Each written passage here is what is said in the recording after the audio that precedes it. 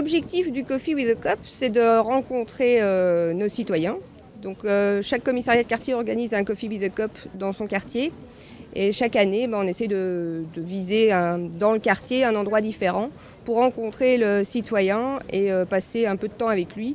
Il a l'occasion de boire un café avec son policier de quartier et nous de répondre à ses questions. En général, quand le citoyen nous rencontre, c'est plutôt pour parler des nuisances dont il a été victime et veut nous raconter ce qu'il vit au quotidien par rapport à son quartier. Quand on nous rapporte un problème de voisinage ou un problème de nuisance lié par exemple la fréquentation du quartier, etc., forcément nous on prend ça, c'est littéralement appeler une plainte et à ce moment-là on essaye de lui donner un retour par rapport aux actions qu'on a engagées pour essayer d'endiguer ce phénomène de nuisance, quoi. C'est une façon de rentrer en contact avec la population bruxelloise et de leur offrir autre chose que simplement discuter avec les policiers, qui est hyper important, mais aussi donner une information à jour sur le nouveau processus de recrutement. Pour nous, c'est important qu'il y ait une réalité derrière simplement une image, parce que souvent ils ont vu quelque chose à la télévision, puis ils veulent absolument rentrer à la police et on essaie de cadrer un peu mieux ça en disant voilà, la police c'est pas que ce qu'on voit à la télévision.